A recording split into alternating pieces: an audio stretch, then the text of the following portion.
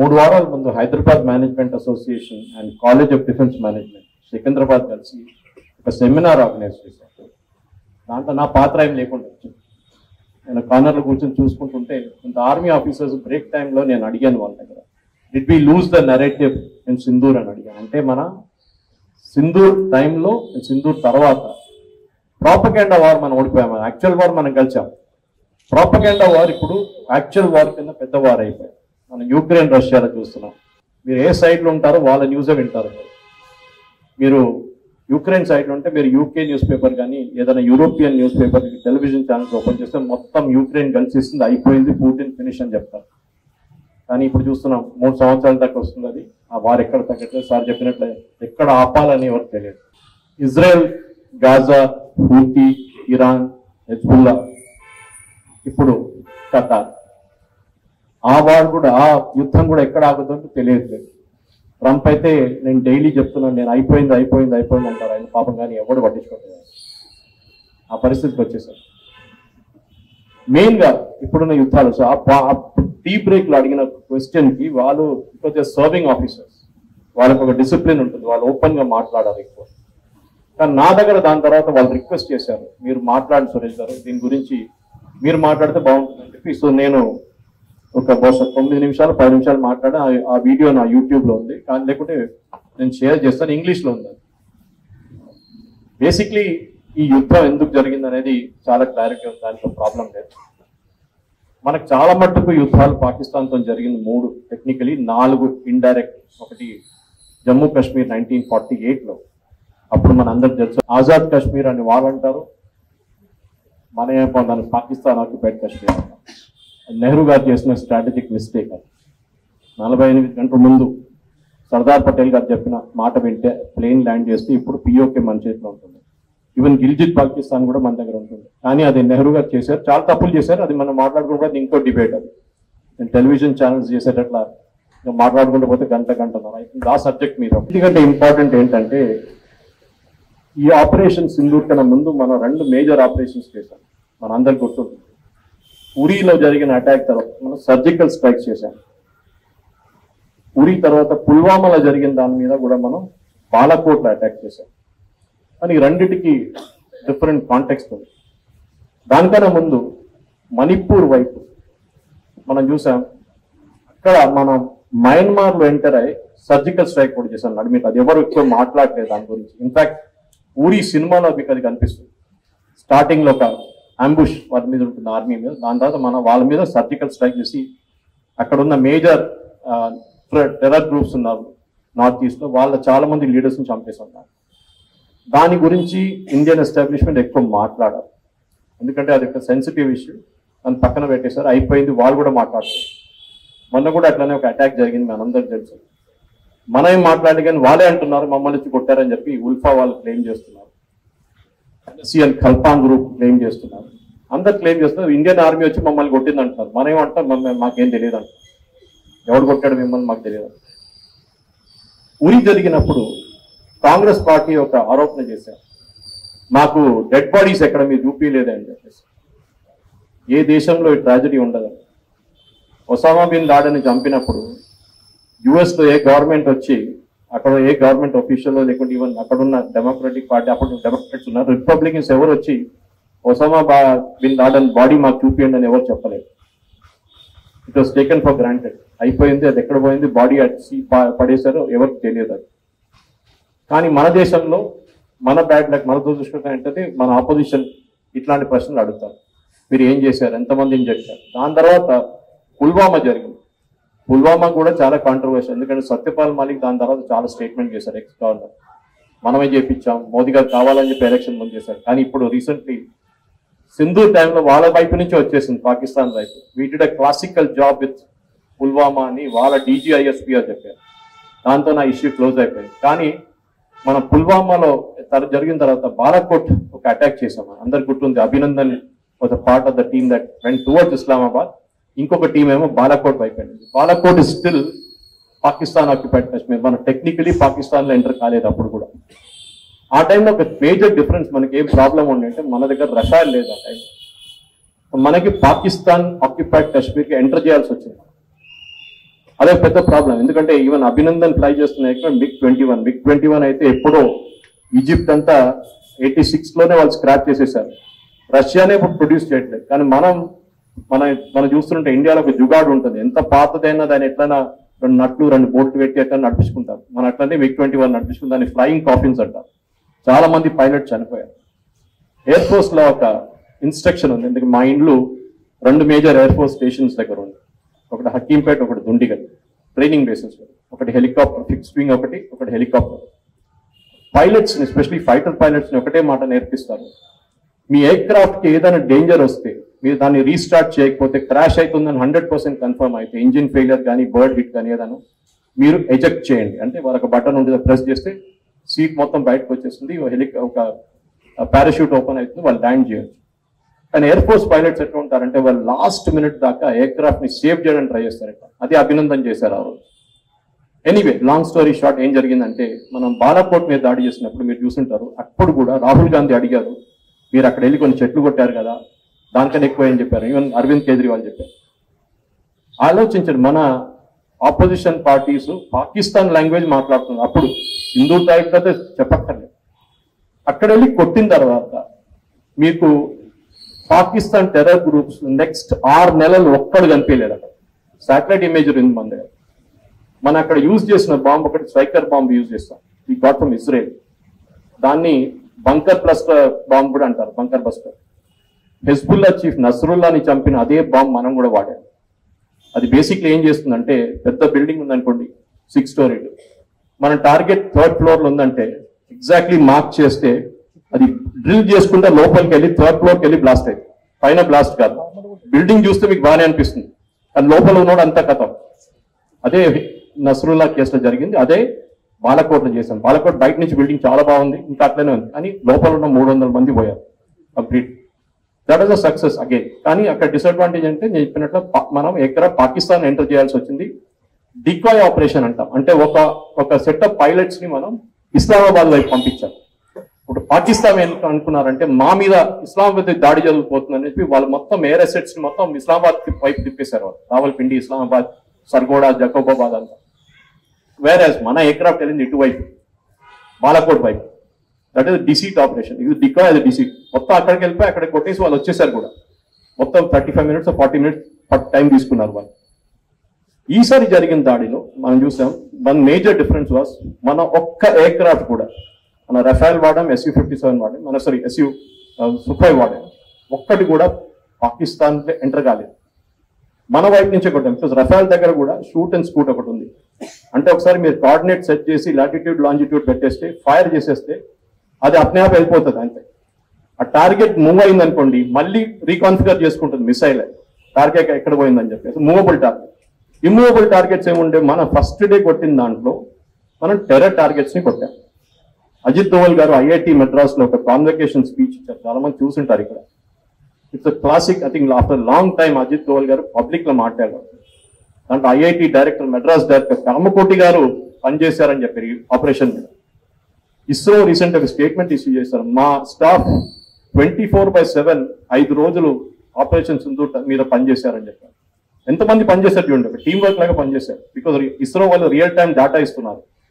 ఎక్కడ ఉంది target, target move అయిందా, కోఆర్డినేట్స్ ఎట్లా ఉంది, శాటిలైట్ ఇమేజరీ ఇస్తున్నారు. సో ఫస్ట్ డే మనం చేసిన ఆపరేషన్ బేసికలీ వాళ్ళ టెర్రర్ టార్గెట్స్ మీద కొట్టిన. నేను ఒక బ్రీఫ్ ఓవర్వ్యూ ఇస్తున్నాను మీకు, ఎందుకంటే దాని తర్వాత దాని ఇంప్లికేషన్స్ అర్థం చేసుకున్నాం. సరే, అది తప్పు చేశాము. కొన్ని ఇంటర్నేషనల్ ఎక్స్పర్ట్స్ ఏమంటున్నారు, తప్పు చేశారు, మీరు మిలిటరీ టార్గెట్స్ కూడా అదే రోజు కొట్టాలి ఉండే అని చెప్తున్నాం. కానీ మనం ఏమనుకున్నాం అంటే, పాకిస్తాన్ ఎప్పుడు మనం తప్పుగా అంటేనే వాళ్ళు ఏం చేయరు అనుకుంటా, కానీ ఇట్లాంటి పిచ్చి పనులు వాళ్ళు చేస్తారు. మనం అనుకున్నాం టెర్రర్ టార్గెట్స్ కొట్టాం కదా, పాకిస్తాన్ అట్లనే మనం చెప్పాం కూడా, this is the end of it, please don't escalate it అని చెప్పి ప్రెస్ కాన్ఫరెన్స్ లో మన army and air force and plus MEA spokes person కలిసి మాట్లాడి చెప్పారు. ఫినిష్, మాది ఇక్కడ అయిపోయింది, మీరు ఇంకేం చేయకండి అని. పాకిస్తాన్ ఊరుకుంటారు. పాకిస్తాన్ ఏం చేశారు, మన అసెట్స్ మీద దాడి చేయడానికి ట్రై చేస్తారు. సో అక్కడ డిఫరెన్స్, ఎందుకంటే మన దగ్గర టెర్రర్ టార్గెట్స్ లేదు. మనం వాళ్ళ టెర్రర్ టార్గెట్స్ కొడితే వాళ్ళు ఏం చేయాలి, మన టెర్రర్ టార్గెట్స్ మీద కొట్టాలి. మన దగ్గర ఏం లేదు కదా. మాక్సిమం ఏమంటారు, భారతదేశం బలూచిస్తాన్ లో ఉన్న బలూచ్ లిబరేషన్ ఆర్మీకి ఆయుధాలు ఇస్తున్నారు, మీరు అక్కడ వెళ్ళి కొట్టండి, ఎక్కడ కిందకి వస్తారు.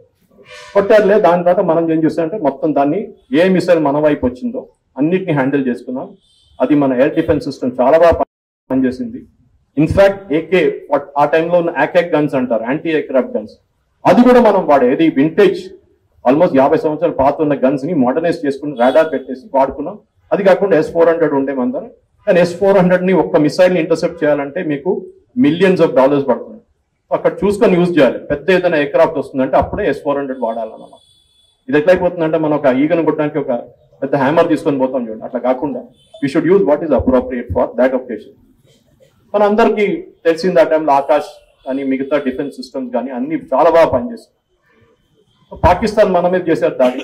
మనం ఏం చేసాం, రెండో రోజు టెక్నికలీ మూడో రోజు పొద్దున మనం పాకిస్తాన్ ఎయిర్ అసెట్స్ మీద కొట్టాం. వాళ్ళ హెడ్ క్వార్టర్స్ మీద ఒకటే ఆపరేషన్ జరిగింది. ఇంకా మిగతా అన్ని మన జాకోబాబాద్ కానివ్వండి, మన సర్గోడా కానివ్వండి, కైరానా హిల్స్ కానివ్వండి, రావల్పిండి వాళ్ళ దగ్గర ఉన్న మేజర్ బేస్ ఒకటి కొట్టాం మనం. ఇప్పుడు కూడా Sargodha air force base repair కాలేదు. మొన్న ఒక టెండర్ వచ్చింది రన్వే రిపేర్ అని చెప్పేసి. వాళ్ళు ఇది ఇప్పుడు దాకా ఏం చెప్పారు, ఏం జరగలేదని చెప్పారు. ఇప్పుడు టెండర్ పిలిపించారు.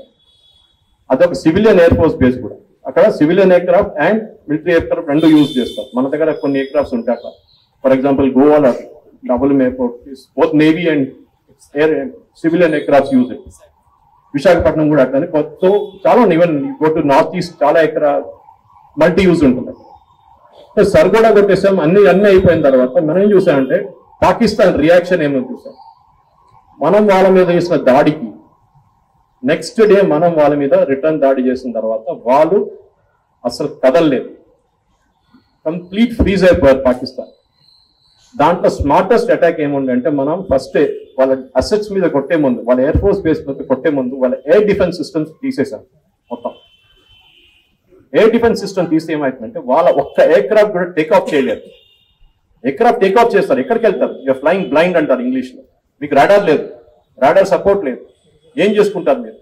అక్కడి నుంచి ఏదైనా మిసైల్ వస్తే మీ వైపు వస్తుంది, మీకు అది కూడా తెలియదు. సో మన వాళ్ళు ఏం చేస్తారంటే ఫస్ట్ ఎయిర్ డిఫెన్స్ సిస్టమ్ని కొట్టారు. దాని తర్వాత మన ఎయిర్ ఫోర్స్ వెళ్ళి వాళ్ళ మీద దాడి చేశారు. Because it free fight. ఇప్పుడు మొన్న ఇరాన్లో జరిగిన మీరు చూసుంటారు. ఇప్పుడు ఇజ్రాయెల్ బాంబ్ చేసినప్పుడు ఇరాన్ మీద వాళ్ళు ఏం చేశారు, ఫస్ట్ వాళ్ళ ఎయిర్ డిఫెన్స్ మొత్తం తీసేశారు. ఇన్ఫాక్ట్ చాలా మంది అంటారు ఇరాన్ మీద చేసిన దాడికి ఇజ్రాయెల్ భారతదేశం పాకిస్తాన్ మీద చేసిన దాడి నేర్చుకున్నారని చెప్పి. కరెక్ట్ అది. They took out Iran's air defence which is again Chinese make. Pakistan air defence కూడా చైనీస్ మేక్. రెండు సేమ్. తీసేసిన తర్వాత మన వాళ్ళు ఆడుకున్నారు పాకిస్తాన్. ఫ్రీ ఫ్లో అనమాట. ఎవరు ఒక్క మిసైల్ కూడా మన ఎయిర్క్రాఫ్ట్ వైపు రాలేదు.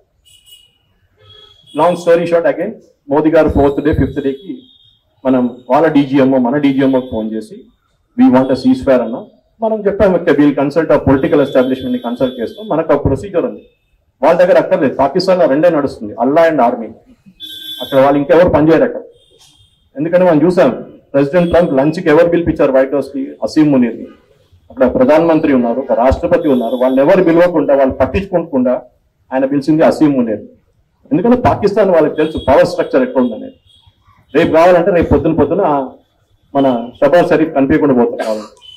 పాకిస్తాన్ ట్రాజడీ అంటే ఎలక్షన్ గెలిచిన మనిషి జైల్లో ఉన్నాడు, ఎలక్షన్ ఓడిపోయినామని ప్రధానమంత్రిగా ఉన్నారు.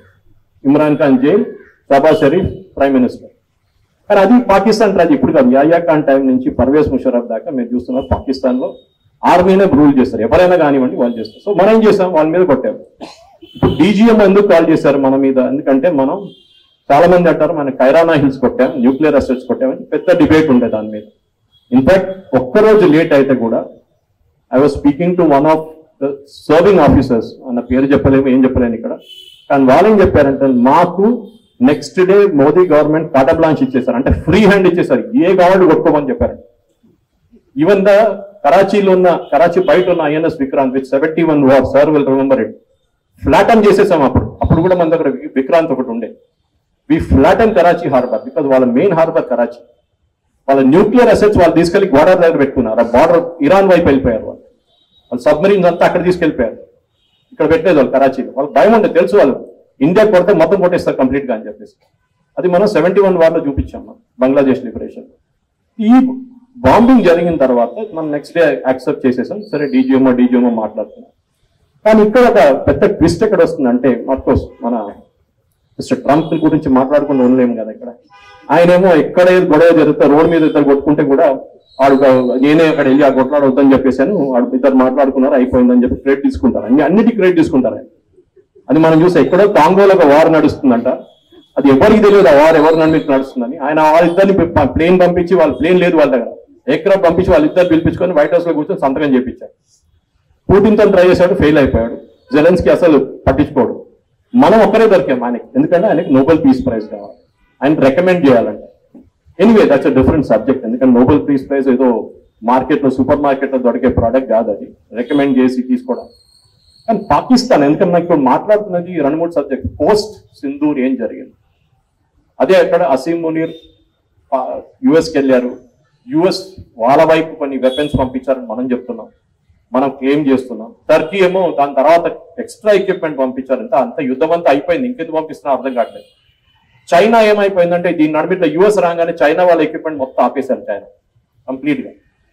J-57 దాని తర్వాత next generation 5th generation aircraft Pakistan ఇచ్చేసారు, పార్సల్ చేసుకున్నారు, అయిపోయింది, కొరియర్ లో పంపిస్తా అని చెప్పగానే అదంతా ఆగిపోయింది.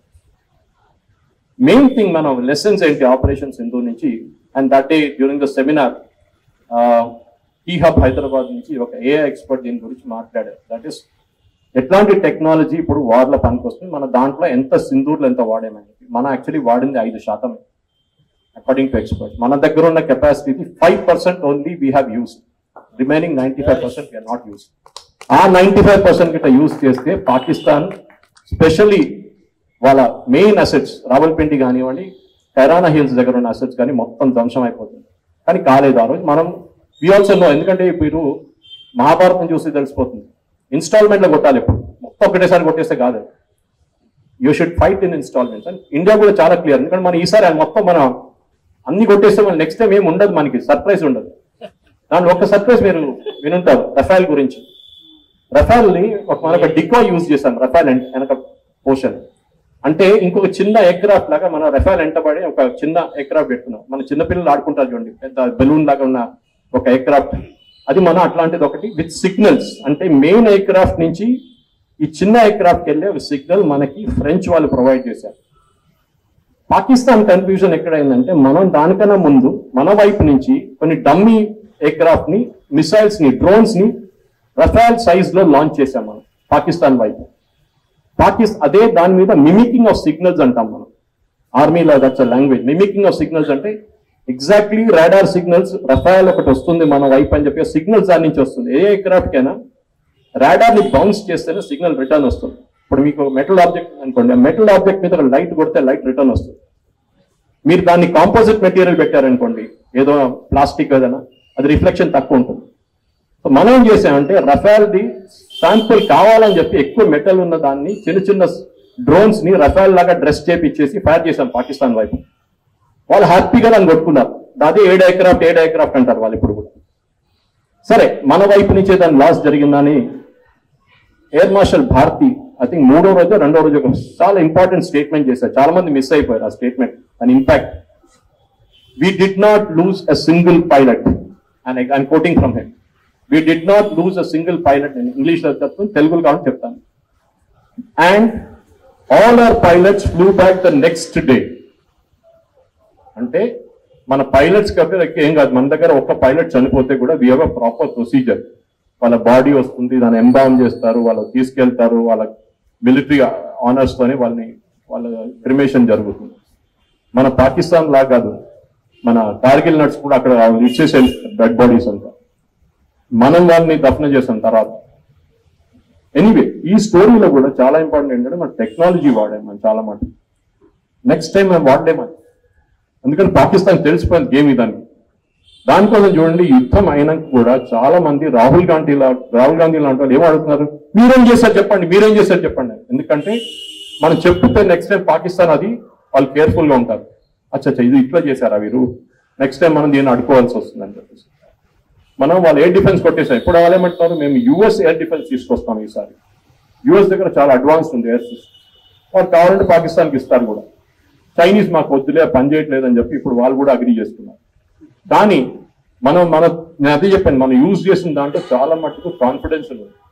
మనం ఎక్కువ బయట మాట్లాడడం, దాన్ని ఇద్దరే మాట్లాడారు as per army protocol, which is chief of defence staff and మన chief and defence army chief, COIS, chief of army staff, వీళ్ళిద్దరూ మాట్లాడారు. ఏం జరిగింది, ఎట్లా జరిగింది, did we lose an aircraft, maybe we lost one, maybe. So దీని నడుమిట్లో నేను డస్సా అని కంపెనీ ఉంది, యాక్చువల్లీ రఫాల్ వాళ్ళ పేరెంట్ కంపెనీ అది.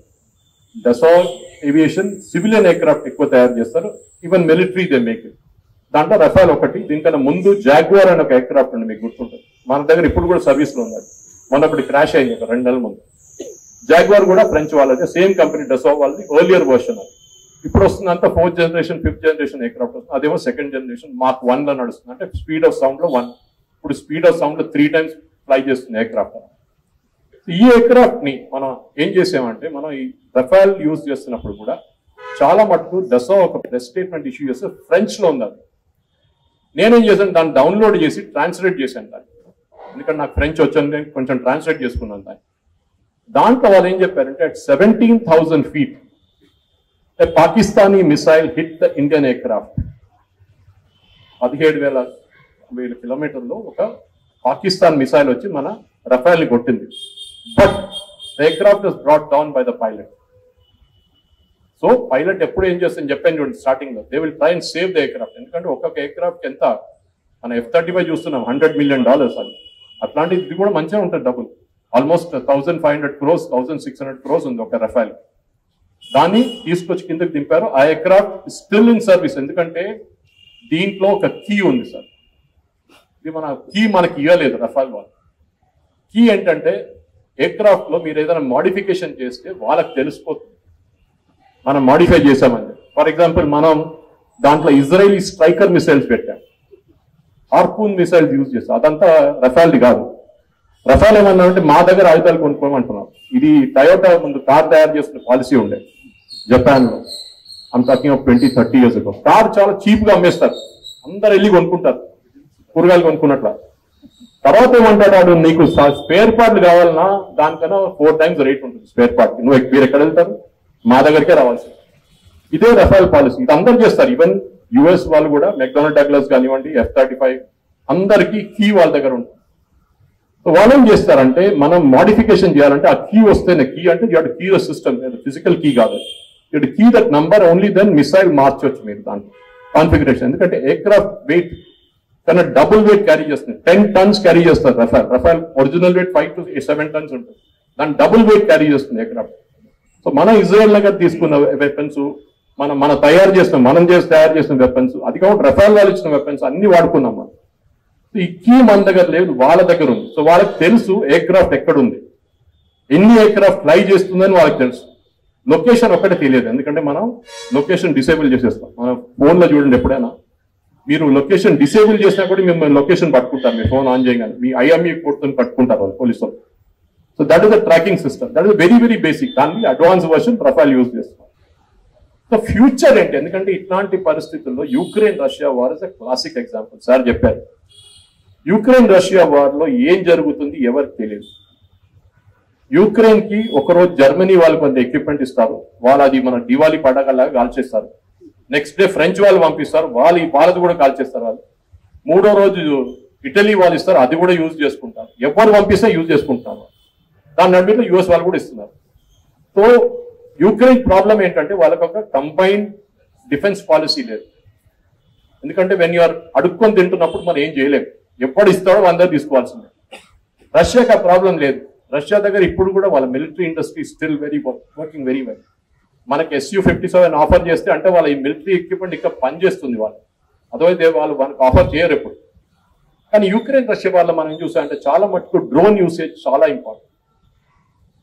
ఈ డ్రోన్ యూసేజ్ లో ఇప్పుడు అందరూ ఏమో అడుగుతున్న ఒకటే ప్రశ్న అంటే, మీరు 1,500 కోట్లు పెట్టి ఒక ఎయిర్క్రాఫ్ట్ కొంటున్నారు ఎందుకు? ఈ డ్రోన్ తీసుకోండి, $20,000 డ్రోన్ వెళ్ళి వాళ్ళ 3 ఎయిర్క్రాఫ్ట్ ఖతం చేసి వచ్చేస్తుంది, మీరు ఎందుకు వేస్ట్ చేస్తున్నారు డబ్బులు? ఇదొక మేజర్ డిబేటింగ్ పాయింట్. మనం ఎయిర్ ఫోర్స్ ఎయిర్క్రాఫ్ట్ తీసుకోవాలన్నా నెక్స్ట్ జనరేషన్, దాని మీద చాలా ఖర్చులు ఉంటాయి, లేకుంటే డ్రోన్ టెక్నాలజీ మీద నడపాలి. ఇది ఎయిర్ ఫోర్స్ లో పెద్ద డిబేట్ నడుస్తుంది. ఇంకా ఆర్మీలో దానికన్నా పెద్ద ఒక డిబేట్ ఉంది. ఆర్మ్ ఫోర్సెస్ లో థియేటరైజేషన్ ఆఫ్ కమాండ్ అనే ఒక కాన్సెప్ట్ వచ్చింది.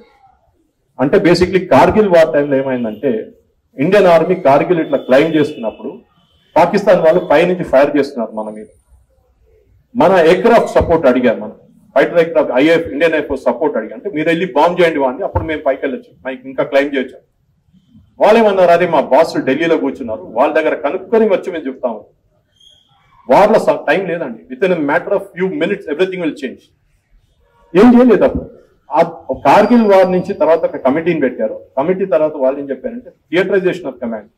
అంటే ఒక నేవల్ ఆఫీసర్ ఒక్కొక్కసారి బహుశా అది కావచ్చు, will lead the combined operations army and air force, or ఒక army officer can lead everything, or air force officer 3 కమాండ్లు ఒకటిసారి. అంటే వాళ్ళ కింద అందరూ ఆయన ఇచ్చిన ఆర్డర్ బట్టి చేస్తారు. మన ఈసారి సింధులో చేసింది అదే.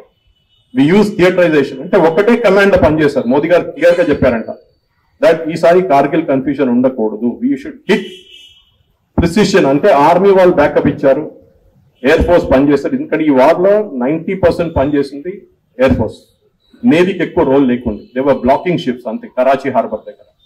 కానీ దాని తర్వాత ఎయిర్ ఫోర్స్ వాళ్ళే బల్క్ కదా పని వాళ్ళు చేశారు. ఆర్మీ ఏం చేశారు, మన బార్డర్ టౌన్స్ నుంచి ఫైరింగ్ చేశారు చాలా మటుకు. అంటే పాకిస్తాన్ వైపుకి పంజాబ్ నుంచి కానీ జమ్మూ కాశ్మీర్ నుంచి ఆ పఠాన్కోట్ సైడ్ నుంచి మొత్తం మనం చూస్తుంటారు, డైలీ ఫైరింగ్ నడుస్తూనే ఉంటుంది వాళ్ళ వైపు across the line of control. ఈ టెక్నాలజీ వాడడంలో మనం ఆ రోజు నేర్చుకున్న లెసన్స్ నెక్స్ట్ వార్ లో మనం యూజ్ చేయాల్సి వస్తుంది. అది ఏందనేది మనం బయట చెప్పాం. కానీ I will give you good example. మీరు ఈ న్యూస్ చాలా మంది డిస్కస్ చేశాను నేను ఇవాళ పొద్దున. నేను ఒక ఇంజనీరింగ్ కాలేజ్కి వెళ్ళాను హైదరాబాద్ లో పోయినసారి. ప్రజ్ఞా వారి ఒక మీటింగ్ ఆర్గనైజ్ చేశారు, నా దగ్గర వచ్చి మాట్లాడమన్నారు. అక్కడున్న పిల్లల దగ్గర ఒకటే అడిగాను, మీకు తెలుసా బిట్స్ పిలానీలో హైదరాబాద్ క్యాంపస్ ఒకటి ఉంది షామీర్పేట దగ్గర. ఒక్కడ 2 అబ్బాయిలు 3rd ఇయర్ చదువుతున్న 2 అబ్బాయిలు కలిసి ఒక డ్రోన్ డెవలప్ చేశారు. వాళ్ళ హాస్టల్ రూమ్ లో కూర్చొని స్క్రూ డ్రైవర్లు పెట్టుకొని నట్ అండ్ బోల్ట్ పెట్టుకొని ఒక డ్రోన్ తయారు చేశారు. ఆ డ్రోన్ ని 300 కిలోమీటర్ ఫ్లై చేస్తూ వచ్చి ప్రూవ్ చేశారు వాళ్ళు. 300 కిలోమీటర్ అంటే పాకిస్తాన్ లోపల కూడా వెళ్ళి మన ఆఫ్ఘనిస్తాన్ అసలు ఇరాన్ వైపు కూడా వెళ్ళిపోవచ్చు. సో వాళ్ళు ఏం చేశారు, ఆ డ్రోన్ కి ఆ టెక్నాలజీ తీసుకొని వాళ్ళు లింక్డ్ఇన్ లో వెళ్ళారు. లింక్డ్ఇన్ లో వెళ్ళి కొన్ని రిటైర్డ్ ఆర్మీ ఆఫీసర్స్ అలాంటి ఆర్మీ ఆఫీసర్స్ కి పంపించారు, సార్ చూడండి ఇది అని. వాళ్ళు ఏం చేశారు, వాళ్ళు హైదరాబాద్కి వచ్చి వీళ్ళ క్యాంపస్ లో ఒకసారి చూపిరా నాన్న అని చెప్తే వాళ్ళు చూపించారు. అంటే వాళ్ళు 300 కిలోమీటర్ పంపేయలేరు, కానీ విత్ ఇన్ ద క్యాంపస్ చూపించారు టెక్నాలజీ అంటే అన్ని డెమాన్స్ట్రేషన్ ఇచ్చారు, ప్రెజెంటేషన్ ఇచ్చారు. Next week Indian army major వాళ్ళు అంటే బ్రిగేడియర్ లెవెల్ నుంచి మేజర్ ఆఫీసర్స్ సీనియర్ ఆఫీసర్స్ వచ్చి ఈ చెక్ చేసి వాళ్ళకి on the spot 200 drone order ఇచ్చేసారు. ఆలోచించండి, 2 అబ్బాయిలు 3rd year bits Pilani Hyderabad campus లో కూర్చొని చేసిన పని మన పక్కన 12 కిలోమీటర్ దూరంలో ఒక ఇంజనీరింగ్ కాలేజ్ వాళ్ళకి తెలియదు. ఇది వాళ్ళ తప్పు కాదు, no college I will fault any college. మన దగ్గర ఉన్న స్టూడెంట్స్ ప్రాబ్లం ఏంటి, ఇవాళ ఆదిత్య మేనేజ్మెంట్ కాలేజ్ మాట్లాడాను ఇవాళ ఇక్కడ పిల్లల దగ్గర అడిగాను, జాన్ ఎఫ్ కెనడీ ఎవరు అంటే ఎవరికి తెలియదు, అందరు quiet and they are management student. I don't fault them, ఎందుకంటే ఇప్పుడు జనరేషన్ అది ఇంకో డిబేట్. నువ్వు న్యూస్ పేపర్ చదవరు, we're the last generation reading news paper. ఇప్పుడు మన పిల్లలు మన గ్రాండ్ చిల్డ్రన్ వాళ్ళు న్యూస్ పేపర్ అనే సంగతే వాళ్ళకి వద్దు, దానికి సంబంధమే లేదు వాళ్ళు. కానీ ఈ జరిగిన డ్రోన్ ఎగ్జాంపుల్ ఏం తెలిసిపోయిందంటే, దానికి ముందు అనంత్ టెక్నాలజీస్ అని చెప్పి హైదరాబాద్ లో ఒక కంపెనీ కామకాజీ డ్రోన్స్ తయారు చేశారు. Kamikaze drones Japanese concept. Pearl Harbor attack లో కామకాజీ పైలట్స్ అంటే సూసైడల్ మిషన్, వాళ్ళకి తెలుసు మేము చనిపోతాం అని చెప్పి వెళ్ళి పర్ల్ హార్బర్ అటాక్ చేశారు. అమెరికాని చాలా నేవల్ అసెట్స్ డిస్ట్రాయ్ చేశారు. దాంతో అమెరికాకి పిచ్చి పట్టేసి వెళ్ళి నాగసాకి హిరోషిమా మీద న్యూక్లియర్ బాంబ్ వేసేసారు. సో అప్పటిదాకా అమెరికా ఇన్వాల్వ్ లేదు సెకండ్ వరల్డ్ వార్, కానీ వీళ్ళు దాడి చేశారని చెప్పి అది ఆ మూవ్ జరిగింది. ఈ కామికాజీ డ్రోన్ హైదరాబాద్ లో ఉన్న కంపెనీ అనంత్ టెక్నాలజీస్ తయారు చేస్తారు. 2-3 కంపెనీలు తయారు చేస్తారు, 1 కంపెనీ. మీరు ఆ రోజు జరిగిన వాళ్ళ పాకిస్తాన్ లో కొన్ని ఫోటోలు తీసుకున్నారు, అక్కడున్న యంగ్స్టర్స్ సోషల్ మీడియాలో పెట్టారు. దాంట్లో చాలా క్లియర్ గా ఈ కామికాజీ డ్రోన్ వెళ్ళి క్రాష్ అయిన ఒక ఎయిర్ ఫోర్స్ బేస్ లో వాళ్ళు ఫోటో తీశారు మోటార్ది. దాని మీద Anant technologies Hyderabad mobile number and email ID కూడా. వాళ్ళకి అర్థం కాలేదు, మేమేం చేయలేదు మాకు ఇండియాలో కొట్టలేదు అని చెప్పి, కానీ వాళ్ళే వెళ్ళి ఫోటోలు తీసుకున్నారు, వీడియో పెట్టేశారు, ఈ చూడండి కామికాజీ డ్రోన్స్ వచ్చి కొట్టిందండి. కానీ వాళ్ళు ఏం స్టేట్మెంట్ ఏమి ఇవ్వలేదు, ఎందుకంటే దీస్ కైండ్ ఆఫ్ థింగ్స్ ఆర్మీలో ఒక ఆర్మ్ ఫోర్సెస్ ఒక డిసిప్లిన్ ఉంది, ఒక కమాండ్ ఉంటుంది. వాళ్ళు పైనుంచి కింద ఒకరే మాట్లాడతారు, సైడ్ బై సైడ్ వెళ్ళారు మాట్లాడతారు. టెక్నాలజీ కొత్త వార్లో డెఫినెట్ గా రేపటి వార్లో technology will be the major thing. అప్పుడు మొన్న జరిగిన మీటింగ్ లో CDM లో ఉన్న బ్రిగేడియర్ వాళ్ళ దగ్గర ఒక ప్రశ్న అడిగాం, అంటే మనుషులు ఉండరా? మనం చూసాం ఇప్పుడు భారతదేశానికి పాకిస్తాన్కి జరిగిన ఘర్షణలో ఎక్కడైనా ట్యాంకులు యూజ్ చేస్తుంది చూసారు. బార్డర్ టౌన్ లో అప్పుడప్పుడు చూసాం బార్డర్ దగ్గర, but they were firing more artillery దాని ట్యాంక్ అనే కాన్సెప్ట్ పోయింది సడన్ గా. ఎందుకంటే మీరు ట్యాంక్ తీసుకు అక్కడ వెళ్ళగానే ఒక డ్రోన్ వచ్చి కొట్టేస్తుంది మిమ్మల్ని. Because tanks are very slow moving vehicles, speed is essence అన్నమాట. యుక్రెయిన్ కూడా రష్యన్ ట్యాంక్స్ చాలా ధ్వంసం చేశారు. ఎందుకంటే అగైన్ సేమ్ థింగ్, ఈ ట్యాంక్ మెల్లగా వెళ్తున్నప్పుడు వారు ఒక డ్రోన్ పంపిస్తారు అక్కడి నుంచి, అది $10,000. ఇదేమో it will be about 100 times the cost ఒక ట్యాంక్.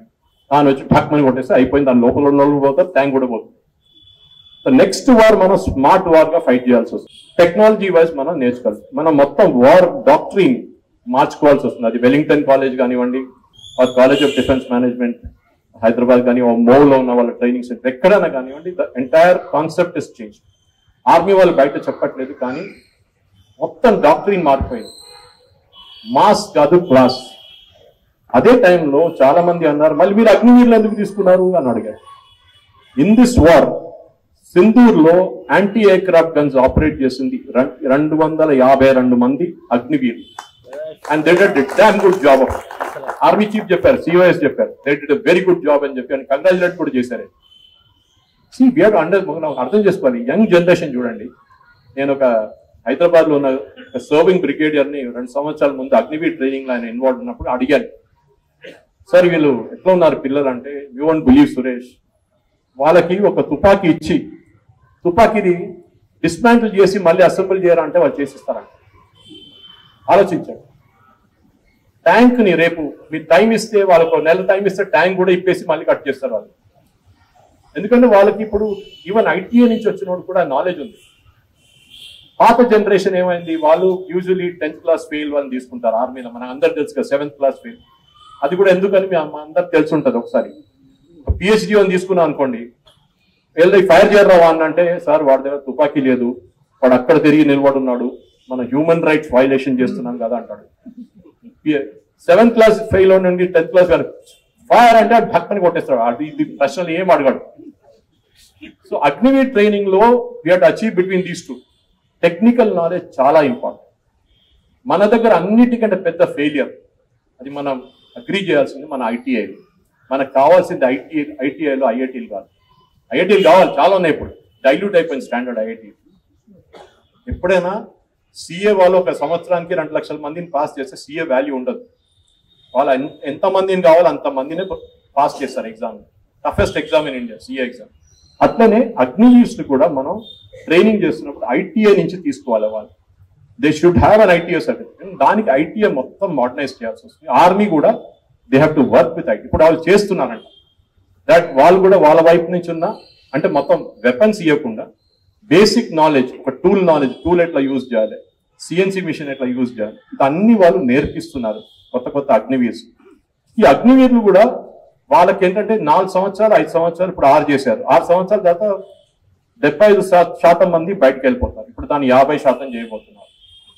వాళ్ళకని పారామిలిటరీలో అబ్జర్వ్ అయిపోతారు. వాళ్ళని డిఫెన్స్ ప్రొడక్షన్ లో వాడుకోవాలని చెప్పి మహీంద్రా ఏరోస్పేస్ అండ్ హైదరాబాద్ లో ఉన్న టాటా రఫేల్ వాళ్ళు అగ్రీ చేశారంట, మేము వీళ్ళని తీసుకుంటామని. ఎందుకంటే they come with the knowledge from the army. తుపాకీ ఏంటో అంటే వాళ్ళకి తెలుసు. నేను ఒక వీడియో చేశాను నా ఒక 6-8 నెలల ముందు. హైదరాబాద్ లో company Lokesh machines limited, Lokeswara Rao గారు సెటప్ చేస్తారు. ఆయన ముందు HMTలో ఉండే, మిషన్ టూల్స్ ఎక్స్పర్ట్. ఆయన HMT ఎట్లయినా మొత్తం అవుట్ అయిపోయింది మిషన్ మార్కెట్ నుంచి. ఆయన సొంతం స్టార్ట్ చేశారు. 30 సంవత్సరాలు వాళ్ళ కొడుకులు నడిపిస్తున్నారు ఇద్దరు. వాళ్ళకి army semi machine gun order ఇచ్చారు. వాళ్ళు 6 నెలల్లో తయారు చేసి వాళ్ళకి ఇచ్చారు. అంటే వాళ్ళు మొత్తం డిజైన్ చేయలేదు. There is a thing called ARDE in Pune, design establishment ఒకటి ఉంది ఆర్మీ. వాళ్ళు అంటే DRDO పనిచేస్తారు. వాళ్ళు డిజైన్ ఇచ్చేసి మాకు ఇట్లా కావాలంటే తయారు చేసి ఇచ్చారు. ఇప్పుడు చూడండి లేటెస్ట్ రఫేల్ 120 ఎయిర్క్రాఫ్ట్ మోదీ గారు ఆర్డర్ చేయబోతున్నారు. అంటే మోదీ గారు అంటే మోదీ గవర్నమెంట్ ఆర్డర్ చేయబోతున్నారు. మ్యాక్రోన్ తో మాట్లాడి చేయబోతున్నారు. ఎందుకంటే దాంట్లో 70% ఎయిర్క్రాఫ్ట్ భారతదేశం తయారు చేయబోతున్నారు. అన్నిటికంటే ఇంపార్టెంట్ మనం ఒకటి అర్థం చేసుకోవాలి సార్. ఇప్పుడు హైదరాబాద్ లో టాటా వాళ్ళు షెల్ తయారు చేస్తా అంటున్నారు రఫేల్. ఇప్పుడు మనం అనుకుంటే షెల్ ఏంట్రా, ఎయిర్క్రాఫ్ట్ ఏంట్రా. మనం కార్ షోరూమ్కి వెళ్లే ముందు హోర్డింగ్ చూస్తూ ఉంటాం, దిస్ కార్ ఈజ్ ఓన్లీ 5,40,000 అని చెప్పి. కారు ఇంత పెద్దది ఉంటుంది, చాలా బాగుంది కదా 5,40,000 అని చెప్పి షోరూమ్కి వెళ్తే వాడు అంటాడు, సార్ ఇది వీల్ లేదు సార్, దీనికి 4 వీల్ లేదు, వీల్ పెట్టాలంటే ఇంకొక 2 లక్షలు అవుతాయి సార్. అరే నువ్వే చెప్పే కదా 5,40,000, సారీ సార్ ఇది మాక్సిమం డిస్కౌంట్ ఇచ్చి 1 lakh లా, అచ్చా రెడీ గుడ్. అంటే పవర్ స్టీరింగ్ లేదు సార్, దానికి ఇంకొక 1,00,000 రూపాయలు సార్. అరే ఇంకో 50 అయిపోయింది. అట్లా చేసుకుంటూ లాస్ట్ 10 లక్షలు అవుతాయి car. This is what happens in aircraft also. మనం ఎప్పుడైనా ఒక ఎయిర్క్రాఫ్ట్ ఆర్డర్ చేస్తున్నప్పుడు, fighter aircraft not civilian aircraft, దానికి కాన్ఫిగరేషన్ ఇస్తాం. నేను ఎగ్జాంపుల్ ఇస్తాను sir, sorry if I'm over shooting the time, but again Rafale order చేసినప్పుడు మనం ఫస్ట్ 36 ఆర్డర్ చేసాం, 3 స్క్వాడ్రన్లు. ఒక స్క్వాడ్రన్ లో యూజువలీ 12 నుంచి 14 ఎయిర్క్రాఫ్ట్ ఉంటాయి. మనకు కావాల్సింది 42 స్క్వాడ్రన్లు, మనకు దగ్గర ఇప్పుడు ఉన్నది 28. And we are fighting a 2 front war. ఇప్పుడు 2 front కాదు, ఇప్పుడు 3 front అయిపోయింది, పక్కన బంగ్లాదేశ్ వచ్చేసింది. ఈ 3 front వార్ లో మనకు కావాల్సింది అట్లీస్ట్ మినిమం 36 రఫేల్ కావాలి, అంటే 36 స్క్వాడ్రన్లు కావాలి. మన రష్యా దగ్గర నుంచి లాస్ట్ తీసుకోలేదు. HAL is way behind order. HAL సంగతి మనం మాట్లాడక్కర్లేదు, ఎయిర్ ఫోర్స్ చీఫే చెప్పారు, but they have totally failed. Even DRDO has failed అని చెప్పారు. మీరు ఒక పార్ట్, మీరు ఒక స్కూటర్ సర్వీస్కి ఇచ్చిన తర్వాత నాకు రేపు పొద్దున్న కావాలరా అంటే వాటి ఒక నెల తర్వాత రమ్మంటే మీకు పిచ్చి పట్టేస్తుంది. ఏంటో నీకు ఇచ్చి నీకు ఇప్పుడే ఏమన్నాను రేపు ఏమంటే ఒకరోజు డిలే చేసుకో, ఒక నెల తర్వాత రమ్మంటా అంటే మీరు కూడా కోప్పడతారు. అదే స్టేట్ హెచ్ఏఎల్ దగ్గర. ఎయిర్ ఫోర్స్ ఇచ్చిన ఆర్డర్ వాళ్ళు ఇవ్వట్లేదు. DRDO delivery Kaveri engine total failure, 20,000 కోట్లు ఖర్చు పెట్టారు దాని మీద, నో రిజల్ట్. ఇప్పుడు కొత్తగా ఆక్మా అని చెప్పి అడ్వాన్స్ మన కాంబాట్ ఎయిర్క్రాఫ్ట్ డిజైన్ స్టేజ్ ఉంది, దానికి ఇంజిన్ లేదు. So when Rafale was ordered, Rafale వాళ్ళు వచ్చారు, మన దేశానికి వచ్చి అడిగారు మీకు ఏం కావాలి. మాకు ఒక ఎయిర్క్రాఫ్ట్ ఇంజిన్ ఎట్లా ఉండాలంటే దాని లోపల మన దగ్గర ఇసుక ఉంటుందండి, ఇక్కడ రాజస్థాన్ వైపు ఈ పార్కర్ aircraft in Jaisalmer and Pathankot side sand storms వస్తుంది, అక్కడ రన్వేలో పెట్టుకుంటారు. ఆ ఇంజిన్ లోపల గుంచుకుపోయింది అనుకోండి, complete engine is write off. ఇంజినే మీకు ఒక $50 million ఉంటుంది, మొత్తం రైట్ ఆఫ్. సో వాళ్ళని చెప్పారు దాని లోపల శాండ్ వెళ్ళకూడదు, అట్లాంటి ఒక ఇంజిన్ మాకు కావాలని చెప్పి, okay we will make it for. వాళ్ళు హ్యాపీగా మేము వెళ్ళొచ్చు అని అడుగు, కాదు ఇంకేంటి అట్లా అరుణాచల్ ప్రదేశ్ వైపు 24/7 వర్షం పడుతుంటుంది, నీళ్ళు ఇంజిన్ లోపల వెళ్ళకూడదు. మరి మీరు ఇక్కడ ఇసుక అన్నారు, అక్కడ ఇంజిన్, అక్కడ నీళ్ళు అంటున్నారు, వర్షం అంటున్నారు, ఏంటని అడిగారు. అయిపోయిందా అని అడిగారు, అది కూడా లిస్ట్ చేస్తామని. కాదు ఇంకోటి ఉంది, మా లదాఖ్ వైపు -40 degrees ఉంటుంది, ఆ ఇంజిన్ అక్కడ కూడా పనిచేయాలని. ఆలోచించండి, షెల్ ఎయిర్క్రాఫ్ట్ నుంచి engine engine is the main thing. Fighter aircraft shell ఎవడని తయారు చేసుకుంటాడు. ఇప్పుడు అదే చూడండి, సాఫ్రాన్ అనే company, they are the world's #1 fighter aircraft after GE వాళ్ళు కూడా చేస్తారు యుఎస్ లో. సాఫ్రాన్ వాళ్ళు మన రఫేల్ లో ఉన్న అన్ని ఇంజిన్ సాఫ్రాన్. వాళ్ళు కూడా బెంగళూరులో ఒక డిజైన్ సెంటర్, హైదరాబాద్ లో మ్యానుఫ్యాక్చరింగ్ సెంటర్ పెట్టుకున్నారు. భారతదేశానికి నెక్స్ట్ జనరేషన్ ఎయిర్క్రాఫ్ట్ ఇంజిన్స్ మేము నెక్స్ట్ రఫేల్ తో సహా భారతదేశానికి మొత్తం డిజైన్ పని మేము ఇచ్చేస్తామని చెప్తున్నాం. ఆలోచించండి, ఇది మెయిన్ అడ్వాంటేజ్ మనకి. మన దగ్గర ఇంజిన్ వచ్చేస్తే మన ఎయిర్క్రాఫ్ట్ తయారు చేయడం చాలా ఈజీ. తేజస్ 1, తేజస్ 2 అన్ని చేసుకున్నాం మనం, కానీ that is not next generation aircraft, 3rd generation. మనకు కావాల్సింది 5th generation, Mach 3 మీద పోవాలి, speed of sound 3 times the speed of sound. So అన్ని ఎయిర్క్రాఫ్ట్ ప్రాబ్లం ఉంటుందండి. మన త్రివేంద్రంలో చూసాం, F-35 తీసుకొచ్చి నిలబెట్టాడు అక్కడ పార్కింగ్, ఏం చేయలేకపోయాడు. మొన్న యుఎస్ లో ఒక ఎయిర్క్రాఫ్ట్ క్రాష్ అయింది, మీరు వినుంటారు. 1 hour కాన్ఫరెన్స్ కాల్ చేశారు pilot and McDonald Douglas company, తయారు చేసిన company and pilot. 1 hour conference call. Engine start కావట్లేదు, స్టార్ట్ అవుతుంది, ఆఫ్ అయిపోతుంది. ఆలోచించి, మీరు ఏదో ఆకాశంలో ఉన్నాం, రోడ్డు మీద అంటే పక్కన తీసుకొని ఆపేసుకొచ్చినాం, ఆకాశంలో ఉన్నామా. Finally after 1 hour also they could not rectify. Aircraft ని ఎజెక్ట్ చేయమన్నారు, పైలట్ ఎజెక్ట్ చేశాడు, ఎయిర్క్రాఫ్ట్ నుంచి పడితే $100 million gone, right of.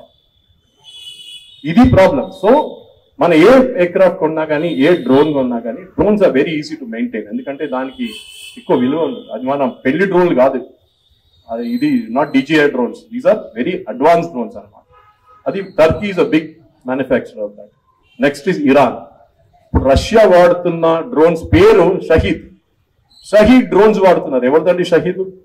Iran. రష్యాలో షహీద్ అని పేరు లేదు కదా. సో వాళ్ళు ఇచ్చిన డ్రోన్లు వీరు వాడుకుంటున్నారు.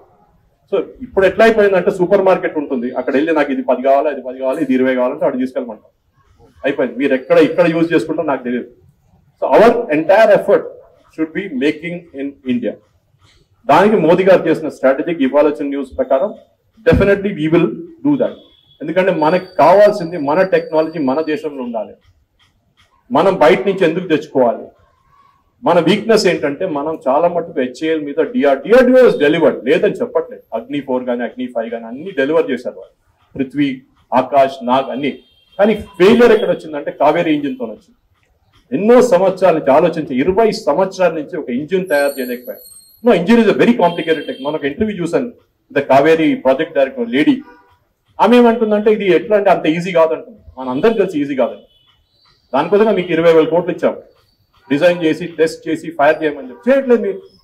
So now we are force to buy from France. కానీ ఫ్రాన్స్ ఏం చెప్పారంటే మీకు మేము ఇంజిన్ టెక్నాలజీతో సహా ఇచ్చేస్తున్నాం, మీరు మీ షెల్ తయారైతుంది హైదరాబాద్ లో, పక్కన పెట్టుకోండి, సఫరాన్ వాళ్ళు ఫిట్ చేసి ఇస్తారు ఇంజిన్, దాని తర్వాత ఏవియానిక్స్ పెడతాం, దాని తర్వాత రాడార్ పెడతాం, మనం మొత్తం ఎయిర్క్రాఫ్ట్ ఇండియాలో తయారు చేయొచ్చు. కానీ టెస్టింగ్ కి బహుశా ఫ్రాన్స్ కి తీసుకెళ్లాల్సి ఉంటుంది. ఫైనల్ టెస్టింగ్ వాళ్ళు అప్పుడు చేసి సైన్ చేసిన తర్వాత మనం తీసుకుంటాం అది. So the entire warfare is change. America ఎందుకు పాకిస్తాన్ వైపు వెళ్తున్నాను చాలా మంది అడిగారు నాకు, చాలా డిబేట్స్ అడిగారు. అమెరికాతో పాకిస్తాన్ ఇంత సడన్ గా ఇంత ప్రేమ ఎందుకు వచ్చింది? ప్రేమ ఉండే వాళ్ళకి. America is a very selfish nation. వాళ్ళు తప్పుపట్టలేదు. అమెరికా ఇవాళ దాకా వాళ్ళ సాయిల్ మీద ఒక్క వార్ కూడా ఫైట్ చేయలేదు. చెప్పండి ఒక వార్. ఒక్కడి pearl Harbor attack was only attack. దాని తర్వాత 9/11 జరిగింది. ఏదైనా ఒక యుద్ధం యుఎస్ సాయిల్ మీద జరిగిందండి? లేదు. Vietnam, Afghanistan, Iraq, Libya, Syria, ఎక్కడెక్కడ వాళ్ళు, సొమాలియా, ఎక్కడ వెళ్ళారో మొత్తం సత్యనాశ చేసి బయటకు వచ్చారు. ఇది అమెరికా స్పెషాలిటీ. ఇప్పుడు నేను మొన్న అడిగాను క్విజ్ లో ఒకటి, ఇరాకీ ప్రెసిడెంట్ పేరు చెప్పమని చెప్పాను. ఒకసారి ఎవరు తెలియదు. సద్దాం హుసేన్ అని చెప్తే అందరికి తెలిసిపోతుంది. ఇప్పుడు ఈ పేరు తెలియదు. లిబియా అంటే గదాఫీ. ఇప్పుడు ఎవరు ఉన్నారు అక్కడ? ఎవరు తెలియదు. వాడు వీడి మీద బాంబు వేస్తాడు, వాడు వీడి మీద బాంబు వేస్తాడు. సిరియా కూడా, సిరియన్ టెర్రరిస్ట్ బికమ్ ప్రెసిడెంట్. ఆలోచించి that's irony of. Anyway, America పాకిస్తాన్కి ఎంత సహాయం ఎందుకు చేస్తుంది? చాలా మంది అన్నారు, అరే అమెరికాకి వీళ్ళు పాకిస్తాన్ వాళ్ళు వాళ్ళ ప్రెసిడెంట్ ట్రంప్ వాళ్ళ కంపెనీతో డీల్ సైన్ చేసుకున్నారు, అసీముని. ఇది మన crypto currency and bit coin deal. కరెక్టే, వాళ్ళ ఫ్యామిలీ కన్సర్న్. కానీ దానికన్నా చాలా ఇంపార్టెంట్ మనం జియో పొలిటిక్స్ అర్థం చేసుకోవాలి. ఇరాన్తో చాలా పెద్ద ప్రాబ్లం ఉంది. ఎవరికి? యూఎస్కి ఉంది, ఇజ్రాయెల్ కూడా ఉంది. పాకిస్తాన్ ఆలోచించండి, పాకిస్తాన్ నుంచి ఇరాన్ బార్డర్. దానికోసం ఇది అనౌన్స్ చేయగానే Pakistan is going to get help from US అని ఫస్ట్ అబ్జెక్ట్ చేసేది ఎవరు? Baloch liberation army. వాళ్ళు చెప్పారు మీరు కాల్ పెడితే మేము తీసేస్తామని చెప్పేసి. వాళ్ళకి తెలుసు అక్కడ వచ్చి కూర్చుంటారు వీళ్ళని చెప్పి. ఎందుకంటే దీనికన్నా ముందు చైనా దగ్గర చూడడానికి, చైనాని వాచ్ చేయడానికి బాగారాం ఎయిర్ ఫోర్స్ బేస్ అడిగారు 6 నెలల ముందు. తాలిబాన్ దగ్గర వెళ్ళి అడిగారు, మాకు ఆ ఎయిర్ ఫోర్స్ బేస్ ఇచ్చేసేయండి, మీకు ఎంత కావాలంటే 100 మిలియన్ మీకు ఇచ్చేస్తాం, మేము మెయింటైన్ చేసుకుంటే అది అమెరికన్ టెరిటరీగా ఉండిపోతుంది. అక్కడి నుంచి చైనా 50 కిలోమీటర్ల దూరంలో చైనా ఉంది. We can listen to Chinese communication. వాళ్ళు తాలిబాన్ వాళ్ళు తెలుసు కదా, వాళ్ళు గెట్ లాస్ట్ అన్నారు. సో అమెరికాకి ఇప్పుడు లిజనింగ్ పోస్ట్ కావాలి. బంగ్లాదేశ్ లో ఏం జరిగింది మనం అందరికి తెలుసు. బంగ్లాదేశ్ లో 2 లిజనింగ్ పోస్ట్ క్రియేట్ చేస్తున్నారు వాళ్ళు. ఒకటి చిట్టగాంగ్ వైపు, ఇంకొకటి వాళ్ళు ఫాక్స్ బజార్ ఆ టైప్ నుంచి 2 లిజనింగ్ పోస్ట్. అంటే సౌత్ చైనా సీలో చైనీస్ సబ్మెరీన్ దిగింది అనుకోండి, అమెరికాకి తెలిసిపోతుంది. అదే టైంలో మయన్మార్ లో కూడా 2 ఎయిర్ ఫోర్స్ బేస్ పెట్టుకున్నారు. ఎవరు మాట్లాడరు, మనం కూడా మాట్లాడము. మనకి అజర్బైజాన్ లో ఒక ఎయిర్ ఫోర్స్ బేస్, ఎవరు మాట్లాడరు దాన్ని. అర్మేనియాలో ఒక ఎయిర్ ఫోర్స్ బేస్ మనకి. We don't speak about. మనం మాల్డీవ్స్ లో చూసాం ఎందుకు ఇంత పెద్ద కాంట్రవర్సీ అయింది. అక్కడ కూడా మనకు నేవల్ బేస్ ఉంది, ఇప్పుడు కూడా ఉంది అక్కడ. ఎందుకంటే మూవీస్ మొత్తం రోడ్ మీదకి వచ్చేసాడు, డబ్బులు లేకుండా. లాస్ట్ మనం హెల్ప్ చేసాం. So long story short, again America ఎందుకు హెల్ప్ చేస్తున్నారంటే అమెరికాకి ఇరాన్ లిజనింగ్ పోస్ట్ గా ఉండాలి. ఇరాన్ ని పక్కన పెట్టుకొని వాళ్ళు గేమ్ ఆడుకుంటానికి పాకిస్తాన్ ని వాడుకుంటారు. మనం ఏం చేయాలి? What are we suppose to do? దీంట్లో చాలా కాంప్లికేటెడ్ క్వశ్చన్, ఎందుకంటే దీనికి ఒక ఈజీ సొల్యూషన్ లేదు. మనం టారిఫ్ వైపు నుంచి చూద్దాం. మోదీ గారు ఎట్లా బిహేవ్ చేశారని చెప్పి జెరూసలం పోస్ట్ లో ఒక చాలా మంచి ఆర్టికల్ వచ్చింది, ఫేస్బుక్ లో షేర్ చేశారు. జెరూసలం పోస్ట్ నెటన్యాహుకి చెప్పారండి. Jerusalem post very serious news paper, Israel లో నంబర్ 1 న్యూస్ పేపర్. వాళ్ళు చెప్పారు నెతన్యాహు దగ్గర, మీరు మోదీ దగ్గర నుంచి నేర్చుకోండి how to deal with America. Lesson ఏంటంటే అక్కడ గాజాలో ఒక హాస్పిటల్ మీద బాంబు పడారు. అది రెగ్యులర్ నడుస్తుంది డైలీ. మనం దానికి ఒక డేట్ లేదు, టైం లేదు, ఏం లేదు. వాళ్ళకి ఎప్పుడు కావాలంటే వెళ్ళి పడేస్తారు బాంబు. దాంట్లో 4 జర్నలిస్ట్ చనిపోయారు. అల్ జజీరా వాళ్ళు 2, మిగతా ఏదో ఛానల్. ఇమ్మీడియట్ గా నెటన్యాహు మీద ప్రెషర్ వచ్చింది యూఎస్ నుంచి, అపాలజైజ్ చేయండి అంటే ఆయన వచ్చి అపాలజైజ్ చేసి army chief staff also came ఆయన అపాలజైజ్. 2 రోజుల తర్వాత తెలిసింది ఆ చనిపోయిన 4లో 3 టెర్రరిస్ట్. ఇప్పుడు మీరు ఏం చేస్తారు అపాలజీ? దానికోసం చూడండి, మోదీ గారు నవారో కానీ ఎవరైనా కానీ నోటికి వచ్చి తిట్టారు మమ్మల్ని, బ్రాహ్మిన్స్ ఆర్ మేకింగ్ మనీ, అది ఇది అని చెప్పేసి. We didn't react. మన ఒక్కరే మన తరఫు నుంచి మాట్లాడుతుంది consistently, that is Jaishankar. His job is to do that. ఆయనే మాట్లాడుతుంది, ఎంఈఏ స్పోక్స్ పర్సన్ మాట్లాడుతుంది, మిగతా ఎవరు మాట్లాడలేదు. Because that is how the political establishment react కావాల్సింది. నేపాల్ స్టోరీ చాలా మంది అడిగారు. నేను చెప్పాను నేపాల్కి భారతదేశానికి డిఫరెన్స్ ఏంటని. స్టెబిలిటీ ఆఫ్ రిజీమ్స్ అండి. నెహ్రూ టైం నుంచి ఇందిరాగాంధీ టైం దాకా 1947 1950 అని పెట్టుకుందాం. రిపబ్లిక్ నుంచి 64 నెహ్రూ గారు చనిపోయింది. 64 తర్వాత short while Lal Bahadur Shastri, then Indira Gandhi till 84, దాని తర్వాత రాజీవ్ గాంధీ, దాని తర్వాత చిన్న 3 regime change, Deve Gowda, Inder Kumar Gujral and Chandrashekhar. దాని తర్వాత మళ్ళీ స్టేబుల్ రెజీమ్ వాజ్పేయి తర్వాత పివి నరసింహారావు తర్వాత 10 years ఆఫ్ నడిమిట్లో ఇంకో రెజీమ్ చేంజ్ వచ్చింది. దాని తర్వాత we had 10 years of Manmohan Singh, 11 సంవత్సరాలు మోదీ గారు. మనకి స్టెబిలిటీ ఉందండి. As a nation, A nation stable ఉంటుందో, ఏ నేషన్ స్ట్రాంగ్ గా ఉంటుందో వాళ్ళ మీద ఎవరు దాడి చేయరు. హిందీలో ఒక సేయింగ్ ఉంది, జిస్కీ లాఠీ ఉస్కీ భైన్స్ అని. ఎవరి దగ్గర కర్ర ఉంటుందో బర్రె కూడా వాడది అంట. అదొక స్ట్రాంగ్ ఫిలాసఫీ. అది వీక్ నేషన్. కెనడాని మెక్సికోని ఫుట్బాల్ లాగా ఆడుకుంటున్నారు యుఎస్. ట్రంప్ చెప్పారు, నేను కూర్చోమంటే కూర్చుంటాడు, మెక్సికన్ ప్రెసిడెంట్ నిలబడమంటే నిలబడతాడు. ఆలోచించండి, you are talking about a country. వాళ్ళ ఈగో ఏమైంది, వాళ్ళ సెల్ఫ్ రెస్పెక్ట్ ఏమైంది. మనతో అట్లా మాట్లాడి ఫస్ట్ 2 weeks ట్రంప్ మాట్లాడిన దాని ప్రకారం చూడండి, ఆయనేమనుకున్నారు, మన మీద ధమ్కి ఇస్తే మనం చల్లగబడిపోతాం, మన మోదీ గారు వెళ్ళి నమస్కారం చేస్తారు, అపాలజైజ్, మనం ఏం చేయలేదు. Why I'm bringing this into context is 71 war తర్వాత అమెరికా రిలేషన్ పాకిస్తాన్తోనే ఉంది, దాంట్లో డౌట్ లేదు. ఆఫ్ఘనిస్తాన్ కోసం వాళ్ళు చాలా పాకిస్తాన్ వాడుకున్నారు. దాంట్లోనే ఇంపార్టెంట్ ఏంటంటే, మనం పాకిస్తాన్ వైపు నుంచి మన ఆర్మీ మూవ్మెంట్స్ అంతా యుఎస్ కూడా ట్రాక్ చేస్తున్నాం. That is another story. అది చాలా ఒక పెద్ద, ఎందుకంటే వాళ్ళ దగ్గర కూడా air force base is there in either in Jacobabad or in Sargodha. ఎక్కడో ఒక ప్లేస్ లో యుఎస్ ఎయిర్ ఫోర్స్ బేస్ ఉంది, చిన్నది, ఖతార్ లో లాగా పెద్ద బేస్ కాదు. దానికోసం కైరానా కొట్టినప్పుడు చూడండి, నెక్స్ట్ డే డీజీఎంఓ ఫోన్ చేశారు, sorry we want to stop the war. Till then day వాళ్ళ ఒక్క మాట అనలేదు. ఎనీవే, దాని శాటిలైట్ ఇమేజెస్ ఉంది, అందరూ అనలైజ్ చేసుకోవచ్చు. కమర్షియల్ శాటిలైట్ ఇమేజెస్ కూడా అవైలబుల్. అన్నిటికంటే ఇంపార్టెంట్ ఏంటంటే, ఇప్పుడు మనం ట్రంప్ తో మాట్లాడుతున్నప్పుడు we have to speak from the position of strength, especially weapons. మన సెకండ్ న్యూక్లియర్ బాంబ్ ఎక్స్ప్లోషన్ 98 అనుకుంటా బహుశా, మనం పోఖ్రాన్ బ్లాస్ట్ చేసినప్పుడు యుఎస్ మన మీద శాంక్షన్స్ పెట్టారు. Not tariff, sanctions. అంటే మీరు ఏం కొనలేరు, మీరు అమ్మలేరు. Europe and US. అప్పుడు మనకి క్రయోజెనిక్ ఇంజిన్స్ కావాలండి. ఇస్రోకి high satellite, heavy satellite beyond 100 tons lift చేయాలంటే క్రయోజెనిక్ ఇంజిన్ రష్యా మనకు 2 ఇచ్చారు. మిగతా 2 డిజైన్ తో ఇవ్వాలని ఆపేశారు యుఎస్. అదే టైంలో నంబి నారాయణ గారిని అరెస్ట్ చేయించారు. Connect the dots. Nambi Narayana was working on cryogenic engine project. మన ప్రాజెక్ట్ కంప్లీట్ 20 years షిఫ్ట్ అయిపోయింది. We got delayed by 20 years. ఎందుకంటే యుఎస్ కి మనం ఆ టెక్నాలజీ మనకు రాకూడదు, ఎట్లా ఆపాలి, అది వాళ్ళు ట్రై చేశారన్నమాట. సో ఇప్పుడు కూడా మనం చేసిన దానికన్నా ముందు, పోఖ్రాన్ కన్నా ముందు కూడా మనం చూసాం, ఎప్పుడైనా మనం న్యూక్లియర్ బాంబ్ టెస్ట్ చేసినా ఏం చేసాం కానీ యుఎస్ అప్పుడే మనల్ని కట్ చేసేస్తుంది. ఇప్పుడు కూడా జీఈ ఇంజిన్స్ మనం కొనాలని 2 రోజుల ముందు ఎయిర్ ఫోర్స్ వాళ్ళు ప్రపోజ్ చేస్తే గవర్నమెంట్ ఏమన్నా తీసుకోవచ్చు. కానీ రేపు వాడు ఒక పార్ట్ పోతే కూడా నేను ఇయ్యను పో అంటాడు. ఏం చేస్తారు మీరు గ్రౌండ్ చేయాల్సి వస్తుంది ఎయిర్క్రాఫ్ట్ అని. చాలా దేశాలకు ప్రాబ్లం అని, ఈజిప్ట్ ఉంది ఆ ప్రాబ్లం. ఇవ్వలేదు వాళ్ళు, మేము ఇవ్వం పో అని చెప్పారు. వాళ్ళు మొత్తం ఎయిర్క్రాఫ్ట్ గ్రౌండ్ చేయాల్సి వచ్చింది వాళ్ళు. సో ఇది US is a very good blackmailer. And వాళ్ళ సెల్ఫిష్ ఇంట్రెస్ట్ చూసుకుంటున్నారు. సో మనం కూడా మన సెల్ఫిష్ ఇంట్రెస్ట్ చూసుకోవాలి. మన రష్యా వైపు ఎందుకు వెళ్తున్నాం, మన చైనా వైపు వెళ్తున్నాం మోదీ గారు అంటే, elephant and dragon are dancing అన్నాం. దాని తర్వాత నెక్స్ట్ డే ట్రంప్ అక్కడ వెళ్ళిపోయారు, India and Russia gone to the dark Chinese side అన్నారు. 3వ రోజు డైలాగ్ మారిపోయింది, Modi is the greatest prime minister in the world అన్నాడు. I want to speak to him అని. చూడండి 3 రోజుల్లో 3 డైలాగులు.